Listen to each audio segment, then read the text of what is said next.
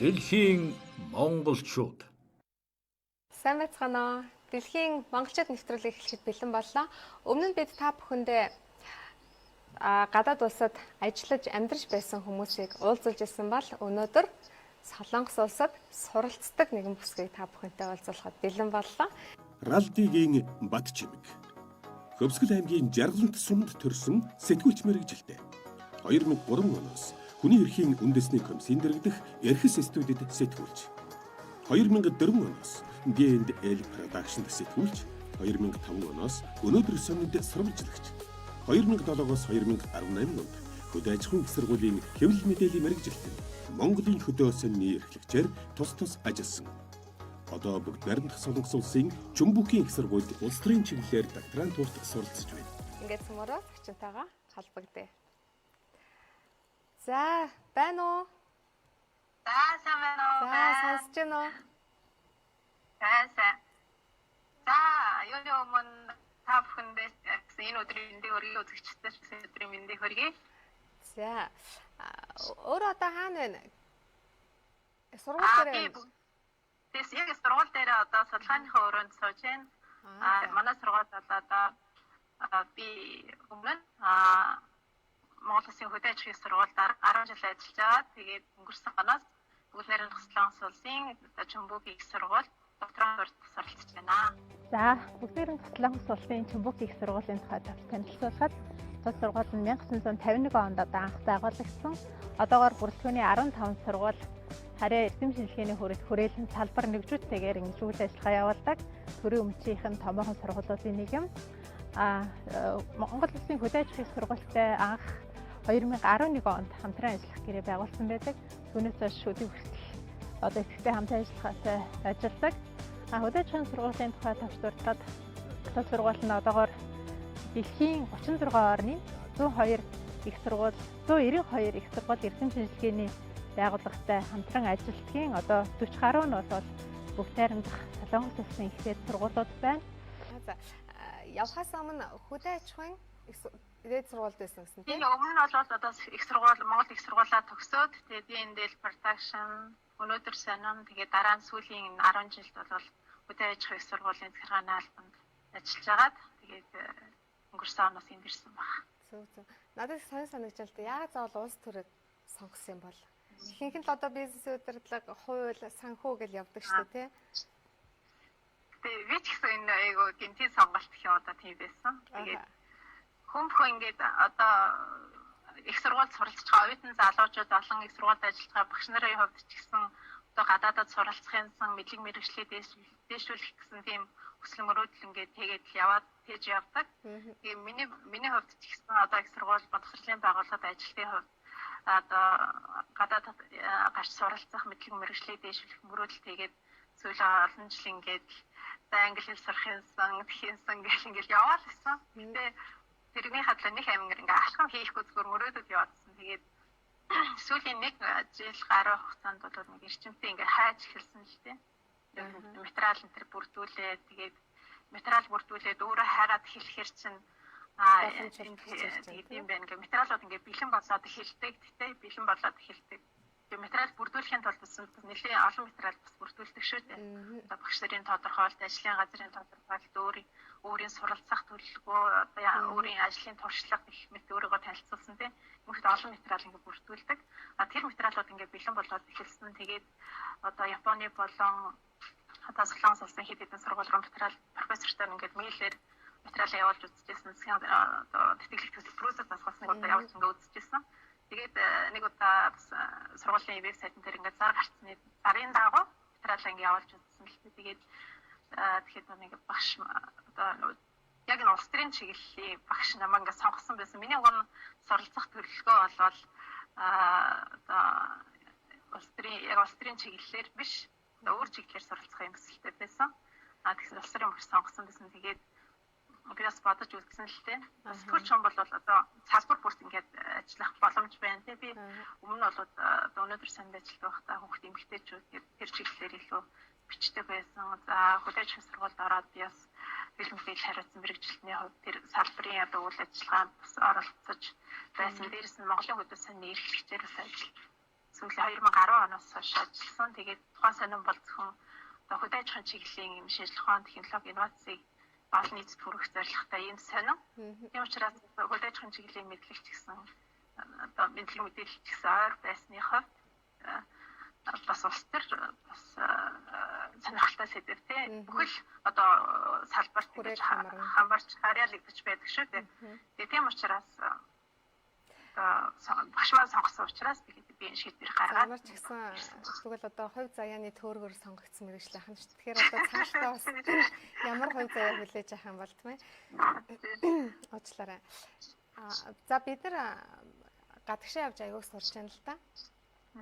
Одоо эргээд Монголдо одоо маш их эрдэм мэдлэгээ өөрлөд хурж ирээд хувь нэмэр оруулах гэснээр л бүгд явж байгаа шүү дээ. Яг тэрэн шиг жишээлбэл одоо яг Солонгос залуучууд яг одоо Монгол шиг ингээд бас сонирхолтой үзэл бодолтой байгаа шүү. Ихэнх нь одоо хаашаа явж сурч байна? Солонгос залуучуудын хувьд.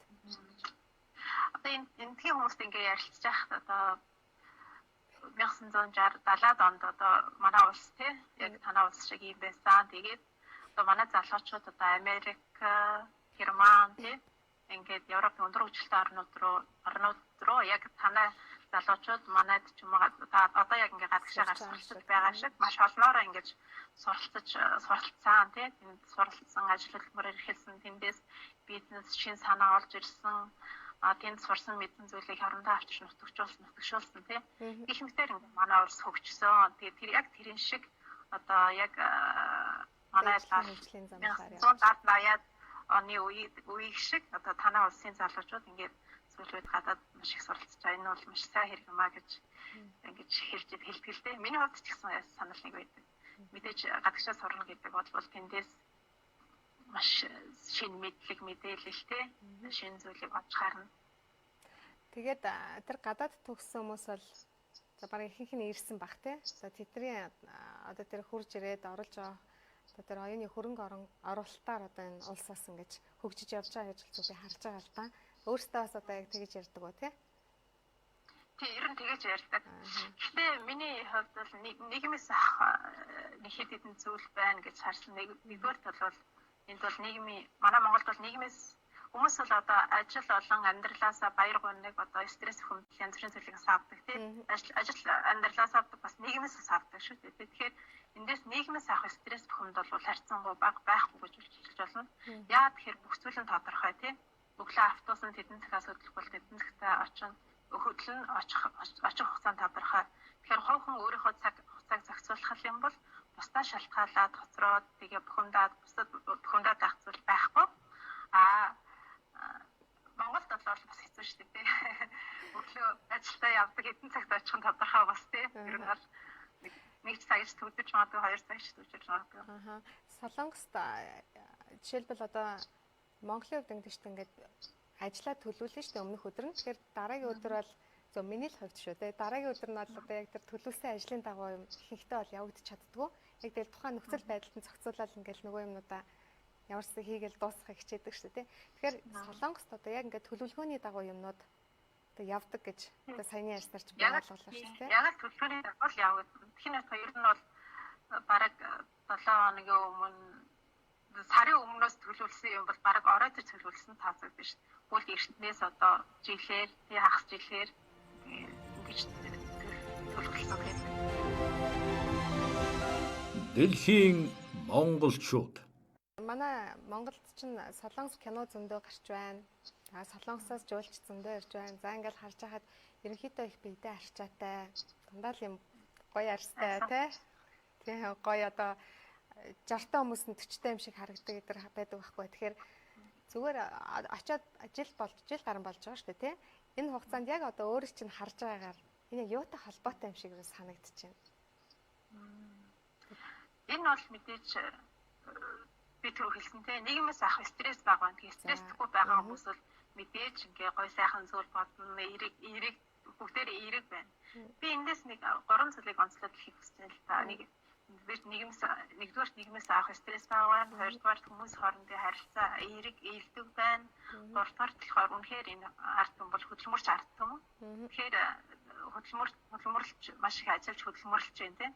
Тэгэхээр хөдөлмөрлөж байгаа хүмүүст бол одоо тийм муу зүйл илүү одоо таатай таагүй зүйлд анхаарал хандуулах, илүү одоо сошиалаар болж байгаа болохгүй зүйлийг өөртөө татаж авчираад уншаад тийм стресстэй байх тийм завгүй тийм.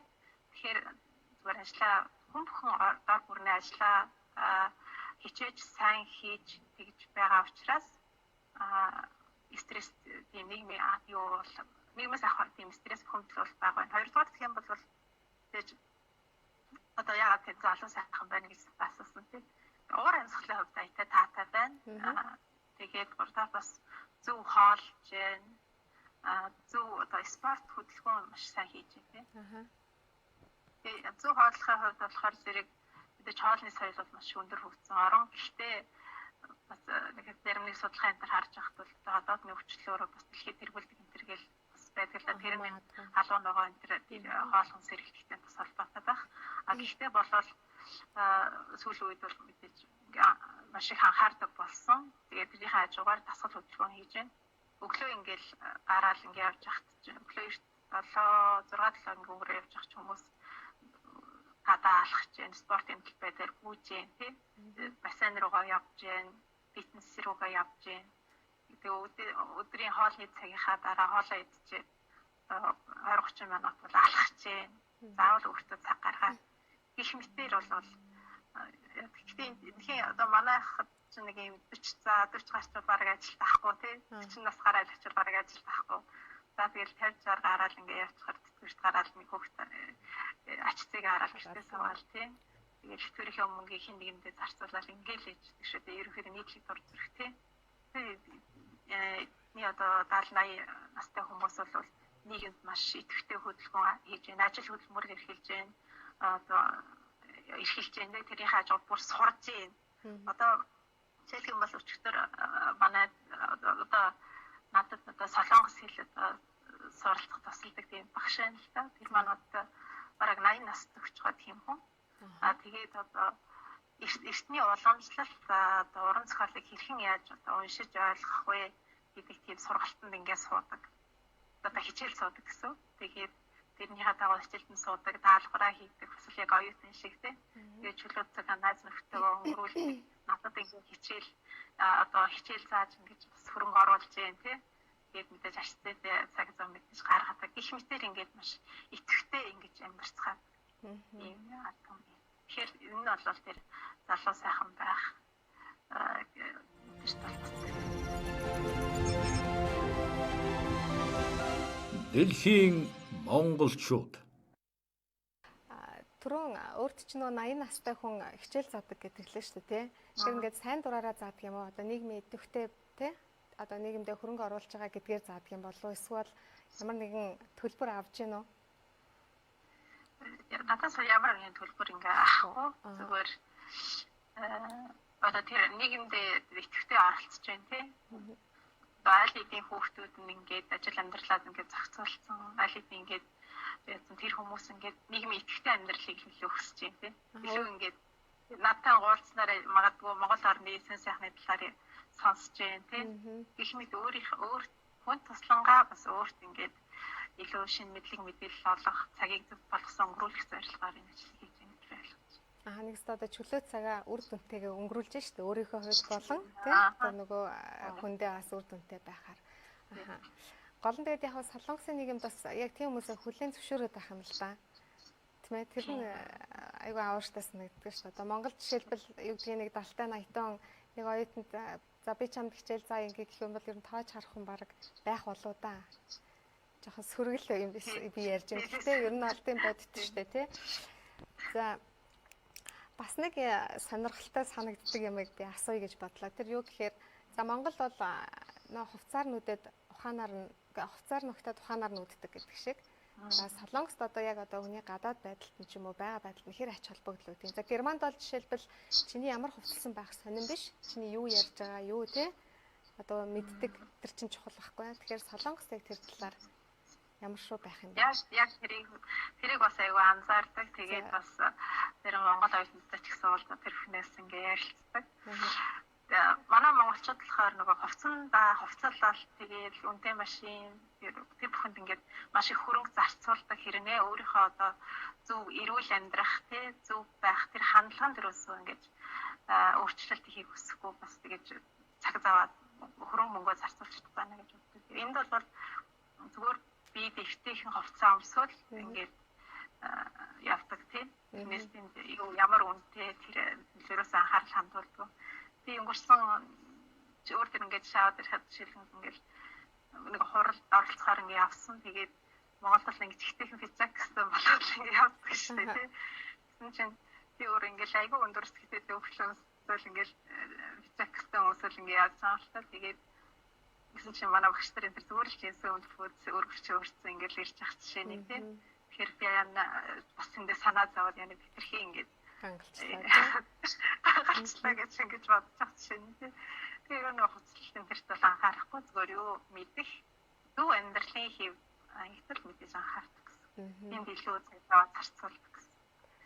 Зөв. Сургуультай тэтгэлгээр явсан уу? Тийм ер нь тэтгэлгээр. Тэгэхээр уучлаарай тэтгэлгээр явна гэдэг бол бас маш их өндөр шаардлага тавьдаг шүү дээ. Хамгийн гол нь юг хардаг вэ гэхээр за мэдээж career plan бичиж байгаа бах тий. Сураад одоо Монголда ирээд юугаа хийх юм бэ гэдгийг маш тодорхой бичиж тэгжиж л тэрийг харж л одоо тэр тэтгэлэг алгаж байгаа шүү дээ. Тэгэхээр одоо яг хизээ төгсгөлээ? За 4-5 жил суралцсан. Тэгэхээр ахаад нэг 3-4 жил байх юм биш үү тий. За хурц ирээд яг юу хийн гэж ер нь төлөвлөсөн? Сурч хурч ирчээд юуг өөрчлөх юм, юунд хоёр нэмрээ оруулах гэж тэндээ бичсэн бол. Миний хувьд болохоор зэрэг ерөөхдөө бид нэг тийм бодлоо гэхгүй юу? Хамгийн зөв хууль бол байгалийн хууль тий, хамгийн зөв хууль бол байгалийн хууль. Хүн бол биш нийгмийн амьтан хийгээд ч гэсэн байгалаас зөв хамааралтай байдаг тий. Тэгэхээр байгаль хэрвээ ингээд таагүй уур амьсгалын манай Монголд бол уур амьсгалын өөрчлөлт юм таагүй байдал айгүйх бий болчихно тий. Тэгэхээр байгаль одоо эхлэхийн байгаль орчны төлөө ямар нэгэн сайн зүйл хийхин сан тэрний төлөө нэг жоохон ч гэсэн төсөл хэрэгжүүлэхин сан гэж ийм зорилго бол би өөртөө ингэж тавьж ирсэн. Яа тэгэхээр би ингээд хөдөө төрж өссөн тийм ингээд хөдөө ингээд явж байхад хэдэн жил өмнө бол ингээд хэдийгээр ингээд зам харилцаа хөгжиж байгаа ч гэсэн хүмүүсийн одоо бас дор бүрний нэг ухамсаргүй байдал ч юм уу гараахан ямар нэг орчин нөхцөл бүрдээгүйгээс болоод ингээд зам дагуух ингээд байгаль орчин бол их бохирдож сүйдэж байна тийм бүхнийг тэгээд байгалийн дурсгалт газрууд руу хүмүүс их аялж зурж байна одоо хөрөнгө оруулж байгаа эерэг талууд байгаа ч гэсэн тэрийг одоо бохирдуулж байгаа сөрөглөлүүд маш их байна тийм тэр бүхнийг хараад хүнийхээ хувьд айгүйх хэмзэлдэг байхгүй юу магадгүй хэсэргээд энэ зам харилцаа битгий хөгжөөсэй гэж заримдаа тэгж айгүй бодох юм зэрэг тийм айгүй эмзэлдэг л дээ. Тэгэхээр одоо өндөр хүчтэй орнууд юм Япон, Тайван, Ихтэй энэ ингээд харж байхад чинь зам дагуугаа тий юу биш дээ.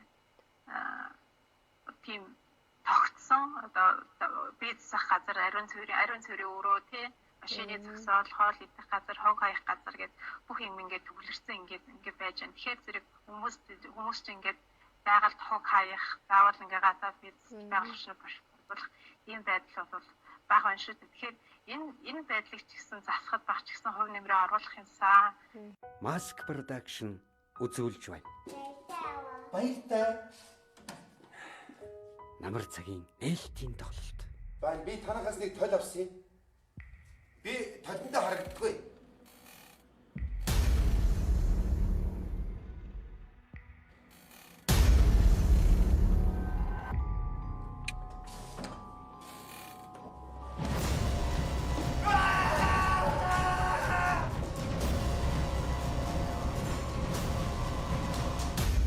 Kiki, do you love me?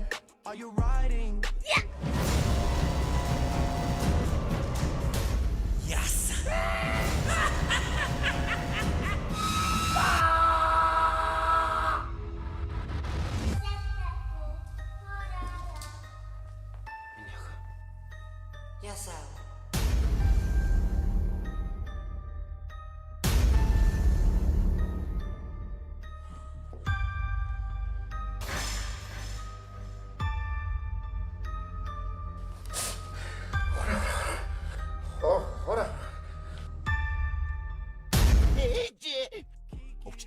очиод хүмжиж байгаа юм.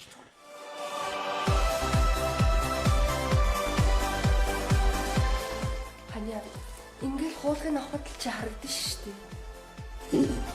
Монгол хүн та инээмсэглэл цоошин инээдмийн хөтөлбөр соёлын төвөргөнөө 9-р сарын 27-оос өдөр бүр 19 цагаар нэг тийм бодлоо одоо ч гэсэн айгу тээж явдаг. Гэхдээ эзэн юм цагт баг ч гэсэн хийх байх шнэ шүү дээ. За ямар ч гэсэн сураад бол бодлон өөрчлөлтөд солонгост үлдэхгүйгээр хурж ирээд бол юмаа хийнэ л гэсэн үг байх нь шүү дээ. Зүг ойлгосноо.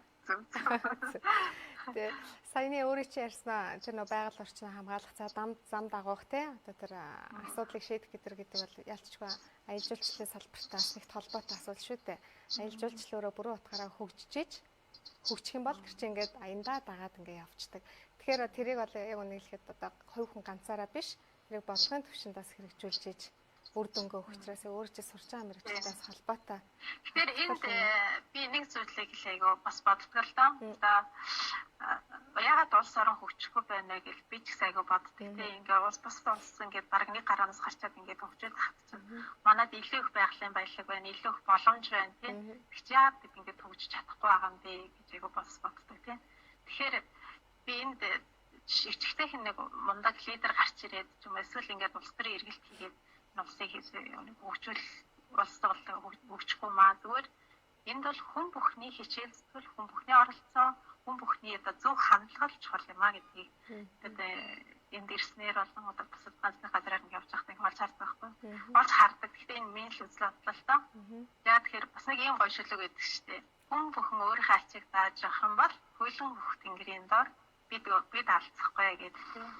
Тэгэхээр нөгөө нэг хүн бүхэн өөрийнхөө амьдралыг зөв авч явах хэрвээ зөв ингээ амьдарч эхэлж байгаа зөв амьдраад хэлэхээр угаасаа өөрийнхөө ачааг дагаа зөв амьдраад ингээ явахаар илүү би нийгмийн төлөө ямар сайхан зүйл хийж эхлэх вэ гэж бодож эхэлнэ тийм. Тэгэхээр тэр бүхэн ингээ тийм эрэг хандлагатай хүмүүс олон хүрээ ингээ олон их болоод эхлэхээр нийгэм аяндаа гэрэлтэй сайхан болж эхлэх байх гэж боддог шүү дээ. Тэгэхээр тэднээс энэ солонгосыг харахад ч гэсэн л угаасаа тийм угаасаа хүн бүхний хичээл зүтгэл хүн бүхний хөдөлмөр зүтгэл нь өнөөдрийн энэ сайхан нийгмийг хойч үед авчирсан байна гэж би ингэж хардаг. Тэгэхээр бол өөрөө чи яриг сонссон чи яг тийм үг санаанд орж ин л да. Нэгэн тэр бомтнаас нэг сэтгүүлч асуусан байхгүй юу. За та одоо ингээд ийм их мөнгөтэй баян тэр бомтон те одоо тийм нийгэмдээ яаж хөрөнгө оруулах гэж байна. Одоо хүнд яаж туслах гэж байна гэсэн чинь нэг ч гэсэн иргэнийг ядуурлаас гаргаад өөртөө одоо ингээд ажил олгогч байгаа гэдгээрээ өөрийгөө хэлж штэ тэ. Би нийгэмд одоо хамгийн хөрөнгө оруулж байгаа гэж ойлгож байгаа гэж хэлж байгаа байхгүй. Тэгэхээр иргэн болгон л өөрийгөө л яг ингээд аваа явчих тийм чадвартай байх талаар ярьсан баа тэ. За тэгэхээр өөрөө ингээд иргэн бүр өөрийгөө аваа явъя, иргэн бүр хариуцлагатай бай гэж байна. Тэгэхээр бидэрт мэдээж хөгжсөн, хөгжилтэй, чадамжтай иргэн хэрэгтэй. Тэгэхээр одоо яг магадгүй нэвтрүүлгийн үзэж сууж байгаа хүмүүс Солонгос руу явж сурах юмсан тэ.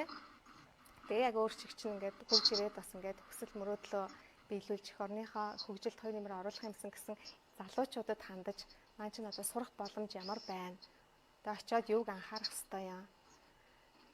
Тэр талаар нь одоо өнөөдөр Монголд болоод Монгол дэлхийн аль орнд сурах маш өргөн боломж бол нээлттэй болсон байна тийм. Хүссэн орныхоо хүссэн их сургууль төсөнд тэтгэлгээ аваад сурах юм боломж өргөн бүхэнд нээлттэй байна. Тэгэхээр энд би гурван зүйлийг хэлхийг хүсэж байна. Одоо сургууль нэгдүгээр бол засгийн газрын тэтгэлгээр сурч болж байгаа. Хоёрдугаар сургууль ихтэй сургууль хоорондын хамтын ажиллагааны дагуу сурч болж байгаа. Гуравдугаар өөрөө профессор багшаа олоод тийм ингээд цагтаагаар холбогдоод ингээд бас суралцах. Ихэнх тэгээд янз бүрийн төсөл хүргээд маш олон боломжууд ингээд нээлттэй байна. Ингийн тулд би яах вэ гэхээр эхлээд чи ямар улсын одоо ямар их сургууль суралцахыг хүсэж байна гэдгийг маш сайн тодорхойлоод болгоорой. Хоёрдугаар тэр сургуулийнхаа ямар шаардлага тавьж байна тийм одоо хэлний мэдээж хамгийн нэгдүгээр шаардлага бол хэлний түвшин гэдэг шүү дээ. Тэр нь хөрхийн тулд өнөөдрөөс эхлээд хичээгээрэй. Гуравдугаар гэр бүлтэй бол гэр бүлээр очиод амьдрах тэр орчин хотын одоо соёл тийм орчин нөхцөл нь ямар хөө өртөө зардалтай байдгийг сургуулийн хажууд цэцэрлэг их сургуулийн хажууд цэцэрлэг сургуулиуд байдаг юм уу? Тэр нь үнтэй үнгүү юу те гэх мэт энэ нийгмийнхаа асуудлыг бас шийдээрээ бас тэгээд эрүүл мэндийн даатгал нь ямар хөө байдгийг те гэх мэт энэ асуудлуудаа маш нэрээ судлаад яваарай. Энийг хүнээс асуулгүйгээр интернетээс хайхаар одоо бүх мэдээлэл тодорхой болно шүү. Ингээ хэлийг сурахад ч гэсэн ингээд би ч гэсэн ингээд мөрөөдөл яваад ингээ алхан хийхгүй. Тэгэхээр заавал нэг амар мундаг сайн багштай, мундаг өндөр төлбөртэй сургууль сураад хэлийг сурах биш. Өнөөдөр интернет бол бүхэл төрлийн хэлний эрхэн яаж сурах вэ? Наацх юм. Бүхлийг би хичээлүүд онлайнаар байна тийм. Тэгэхээр өөртөө ингээд зөв цаг завыг гаргаад тууштай ингээд яг зорилготой хичээх юм бол заавал өндөр төлбөртэй сайн багш биш, өндөр төлбөртэй сургууль биш. Өөрийнхөө хичээл зүтгэлээр ямар хэлний хаанаас сурч болох юм аа гэх юм ойлголт яаж байгаа одоо ч гэсэн хийж байна.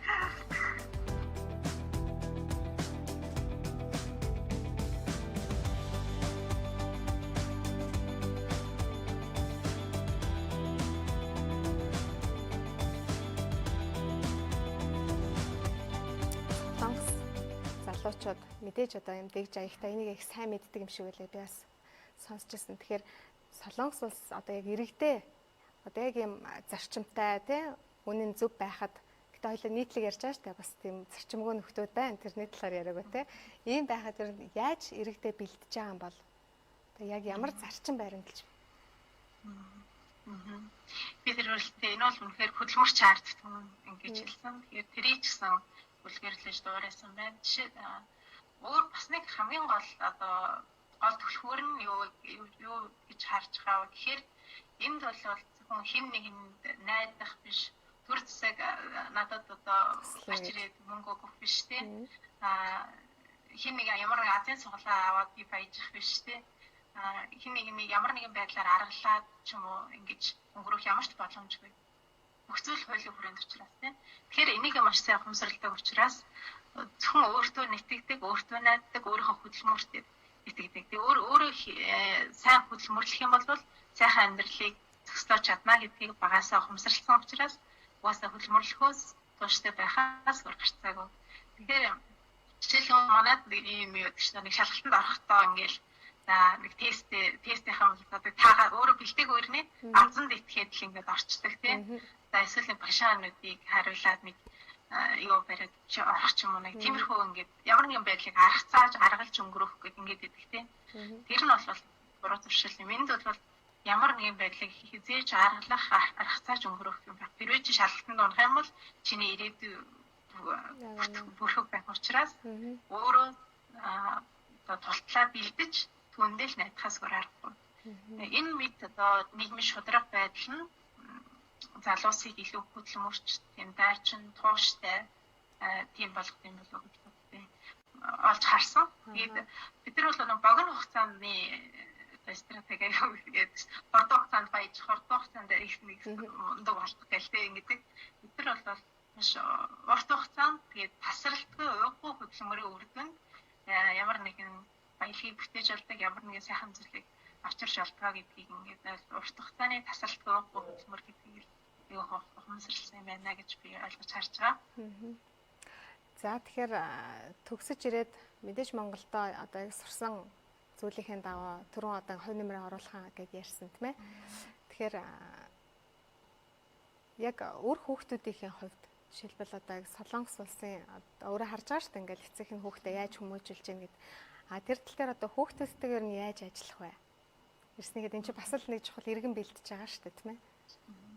Харин би энэ тал дээр одоо ч гэсэн мэдээж ингээд гадагшаас хорхон гэдэг бол 100% ингээд сайхан ямар байна гэж байхгүй тийм ямар нэг юм нэг эрсдэл бас ингээд дагуулж явж бүх ажил төрөлтэй хаяад би энэ тэрээд яаж амьдрах гэр бүлээс эсрэг хугацаанд би хол байх тэр хугацаанд би одоо тэр хүмүүсийн одоо хамт байхын жаргалтай мөчүүдийг юм бас байхгүй өөр байлгаж байгаа гэдэг ч юм уу иймэрхүү энэ бодлууд бол бас мэдээж орж ирдэг. Гэхдээ ямар нэгэн амжилтанд хүрэхин тулд одоо удаан хугацааны таатай амьдралыг бий болгохын тулд богино хугацаанд ямар нэг эрсдлийг дарахаас л өөр аргагүй. Тийм учраас бид энэ алхмыг хийгээд одоо ирээд ч гэсэн бивч ягаад энэ дэр чэ гэж бодох тохиолдолд байсан. Гэхдээ бол сонхон тохиолдлын асуудалтай. Тэр таагүй бодлуудыг айлуулах ялан дийлж би ямар зорилгын төлөө ирсэн бэ гэдгийг ингээ ухамсарлаж зорилгын төлөө тууштай байх хэрэгтэй гэж. Тэгээд хүүхдүүдтэй яаж үлгэрлэх вэ гэхээр бид нийгмээс одоо эрэг таатай юм нэг байгаа учраас энэ нийгмийн эрэг талуудыг л бид хүүхдүүдтэй зөвлөл гэж бодож байна. Жишээ нь ямар эрэг талуудыг олж харсан? Бид хүн хоорондын харилцаа энд бол хүмүүс хоорондын харилцаан дээр маш их байдаг тийм. Хүмүүс таарлцсан, таньдагч мэдлэх, үнэлэх, цаалахтаа баяртай гэж заавал хооллох ёс гэх мэт тийм. Наад захын ингээд зүгээр л ингээд инээмсэглээд мэдлэхэд бид тэр хүнээс юу ч гарахгүй хэрнээ одоо нөгөө хүндээ маш их эерэг сэтгэлийг үлдээгээд явдаг шүү дээ. Их мэт энэ эерэг хандлагууд бас орчинд нь ирэхээр ялтчгүй бас сурах байх гэж бодож байна. За ингээд ер нь ажиллаж байхад гадагшаа авсан хүмүүс ингээд яг тухайн улсынхаа нийгмийг айгүй их магтдаг. Мэдээж одоо бидний хувьд одоо шинэлэг учраас тийм ээ зөндөө тийм эерэг зүйлүүд байгаа шүү дээ. Гэтэ манай Монголд ч гэсэн эерэг сайхан зүйлүүд байгаа тийм. Маш олон гадны оюутнууд одоо Монголд сурах гэж бас ирж штэ. Өөх, түүх, ахуй, соёл тийм хүн зон олон гэд. Тийм болохоор манай нэвтрүүлгийн зорилго ч гэсэн өөрөө одоо ингээд гадаадас сурчаад ажиллаад амьдарч байгаа хүмүүс тэр одоо тэр гоё гэж харж байгаа бүх зүйлээ өөртөө шингээгээд наагаад энэ тэндээ нуугаа зоогоод тэгээ Монголдоо хурж ирээд тэр үрээ буцаагаад одоо ингээд цацах энэ талаас нь бол манай нэвтрүүлэг ер нь бол явдаг байхгүй. Тэгэхээр тэгээ яагаад жишээлбэл өөрөөс чи ингээд хурж ирээд юу хийх вэ? Ер нь бол 90 эдтэй эдрийг асуугаад байгаа гэж уучрын тэр тийм ээ. Тэгэхээр за байгаль орчинтой холбоотой юм зүгээр хийхийг ингээд хүсэж гэн гэдэг ингэж энэ бол бүр алсын холын юу байгаа тийм. Тэгээ хурж ирээд мэдээж шууд сургууль руугаа буцаад ажиллаад орох байх. За тэгэхээр одоо яг одоо сургуулийнхаа хувьд жишээлбэл одоо яг сурч мэдснээрээ хувь нэмэр оруулах зүйл жишээлбэл юу байх вэ? Мэдээж одоо нэг шинэ нийгэм дээрж би энд ажиллаж сурч байна те энэ нийгмээс одоо хүмүүсээс нь болон нийгэм соёлоос нь сайн сайхан зүйлүүдийг мэдээ суралцж байна. Тэгэхээр нэг хоёр ч гэсэн эерэг хандлагыг одоо хатааландаа төгөх ганц ч гэсэн технологийн дэвшил мэдлэг мэдээллийг одоо бизнес багштад хүргэх энэ чиглэлээр л ажиллана гэж бодож байна. За баярлалаа. Түрүү өөрөө чи ярианд ингээд хүн хоорондын харилцаа гэдэг маш их дурддаглаа л да. Тэгэхээр за жишээлбэл одоо тэнд яг үйлчлэгээний салбар одоо хэр хөгжсөн байдаг ялангуяа одоо зочлох үйлчлэгээ тийм ээ. Тэд донд ч одоо бүх үйлчлэгээний хамаарж байгаа шүү дээ. Тэрэн дээр одоо таах Монголд нэр бас үйлчлэгээний салбар яг иймэрхүү юм хэрэгжүүлүүл гэсэн тийм бодогдчихсан санаа төрж ив үү? Тийм мэдээж үйлчлэг бол мэдээж маш өндөр түвшинд хөгжсөн байна тийм ээ. Үйлчлэгээний соёл, харилцаа гэдэг маш өндөр түвшинд хөгжсөн байна. Тэгэхээр бид нэг одоо ч гэсэн аюу ярьж эхэлж байна л та. Бид би хэдийд нь онд тийм болоо гэж заримдаа аюу боддог байхгүй. Тийм захмахтар ингээл ажилладаг хүмүүс би ороо ингээд хичээл сургалт хараад явж байхад ч гэсэн ингээл тэр хүмүүс ингээл ажиллаа хийгээл те. Ингээл байжлаад өглөө ингээл эрт ингээл харьцан гараад ирэхэд тэр хүмүүс ингээд айл хэдийн бэлтгэлээ хангаад ингээд зогсож л идэх те. Тэгэхээр тэр хүмүүсийн яг ингээд итгэвтэй цагууд тэгээ одоо тэр үйлчлэгийг үзүүлж чадчихэв. Манай ч өглөө хаяа ингээл нэг юм хэрэгтэй болчаал ингээл дэлгүүр тойрон хашаа гарах гэхээр ингээд эсвэл ихэнх нь хаалттай ингээд тэр цагийг ингээд хүлээх хэрэгтэй болдог шүү дээ. Тэгэхээр энэ бол харьцангуй юм байхгүй. Харьцангуй үйлчлэгээнээс бол эрт онгойж байна, үйлчлэгээ зүйлж байгаа хүмүүс нь эрт ажилдаа очиж байна. Гэх мэтээр жишээлбэл нэг хүн хэлжсэн солонгост очиод нөгөө готл авах гэсэн чинь гэд хөлийн гаргаж ирээл те готлын тайлал хөлөнд нь готлын тэгсэн чинь ингээд нөгөө бид нар тийм суралцааг болохоор ингээд айгүй эвгүй сэтгэл төржсэн балаа юм бэлээ гэд те уг нь бол тэр чинь үйлчлэгээ шүү дээ. Тэгэхээр яг одоо энэ шиг юм содон сонин яг иймэрхүү тулгарч ирсэн харж ирсэн юм юу вэ үйлчлэгэн дээр? Ер нь Монголд ч гэсэн яг тийм хандлага байдаг шүү дээ. Ингээд би хэрвээ эдгээр ингээд сонирхол ясаа юм бодлож авах гэсэн ч гэсэн ингээд нөгөө хөдөлгөгч маань ингээд нэг үл тоомсор үл уул тоосон байдлаар ингээд дандаа нэг дурамч ингээд хариулаад өнгөрөхөөр ингээд ах усалгүй болоод ч юм уу за ингээд алгасаад ингээд дараагийн юм хайгаа явчихдаг тий. Тэгээд зүгээр ингээд явж идэл нэг хүн ингээд бараагаа айгуу сайхан тайлбарлаад ингээд ийм тийм шиг ийм ингээд тайлбарлаад ихэнгүүд өнөө ах сонирхолтой явж исэн ч гэсэн ах усал ингээд төрж бараг хэрэггүй ч гэсэн авдаг тий. Хэрэггүй гэдэг ингээд автлан зарим хүмүүс ингээд ярьчдаг шүү дээ тий. Тэрүүн шиг угаас энд бол тэр соёл бол маш их нэвтэрсэн орж ирэл юм сэтгэлээ яахгүй ихгүй тий. Бүх тэр ахаас ингээ аргагүй болчихно. Рекламдж ингээ зочилж чаддаг гэх юм уу тий. Надад нөө өөрөө чи хэлсэн гэдэг. Аха. Өөрөө чи хэлжсэн нөгөө нэг таньдаг ч байсан танихгүй ч байсан ингээл гоё мэдлэл ингэдэг гэл. Тэгээ нэг хүн хэлжсэн байхгүй ингээд дуртайч байсан дургуйч байсан муудалцсан ингээл бүр ингээ байсан ч гэсэн хотлоо ингээл инээгээл ингэдэг нь хүртэл зүгээр тухайн өдөр ингээд нэг аз жаргалтай гоё байх тэр юм бий болгочдөг гэд тий. Тэгэхээр тэр мэрийгээ уртлаад хянаж сурна гэдэг бол бас их чухал юм шиг байна. Тэгэхээр яг Монголд бол мэдээж байдаг л да гэхдээ нийтлэг юм бол бий болов уу тий. Дэлхийн монголчууд Хүмүүн хамтдаа ингээд төгсдөг юм асуудлууд байдаг шиг Солонгост одоо яг тийм асуудал юу байна? Яг ингээд энэ тэргуунд шийдэхийг шаардж байгаа ард иргэдэн. Тэг хүмүүс ингээд боддог гадаад хөгжсөн орн гэхээр л би ч гэсэн ингээд хөгжсөн орн гэхээр л тэр улс оронд ямар ч асуудал байхгүй асуудал ингээд шийдэх хүмүүс нь ингээд бидэрэл баян те ямар ч муу ажил хийдэггүй юм шиг ингээд төсөөлөгддөг. Гэхдээ энд ч гэсэн ялгаагүй нийгмийн ингээ хөгжсөн ч гэсэн шийдвэрлэх асуудлууд байна. Толгомцсон асуудлууд бол мэдээж байна. Эсвэл үүнтэй нэгэн адил одоо агаарын бохирдол гэдэг айгуу ярьж байгаа. Тэрийг нь би ойлгохдоо нөгөө үйлдвэрлэл хөгжсөн учраас одоо жижиг маш их жижиг манайх шиг ингээ нүдэн тарагдсан тийм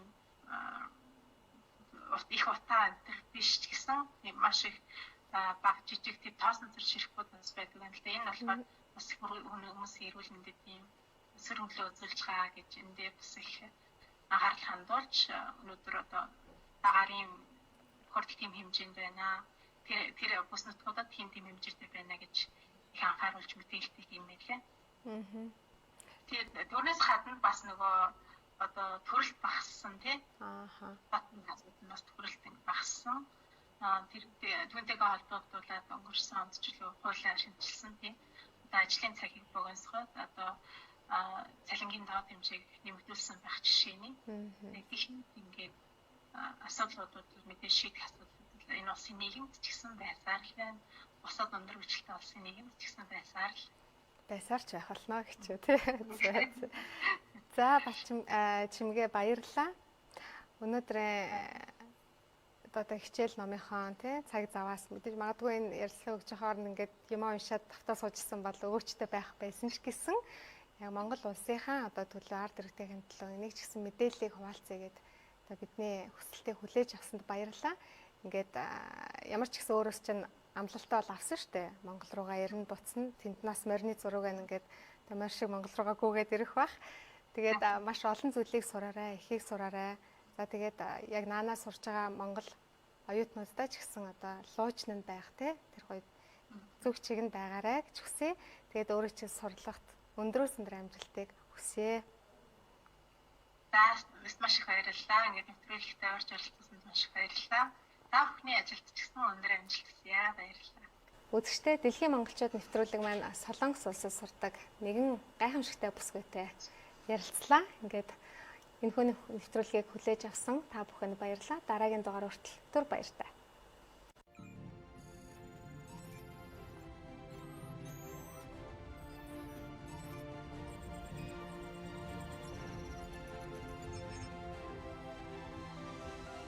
Дэлхийн монголчууд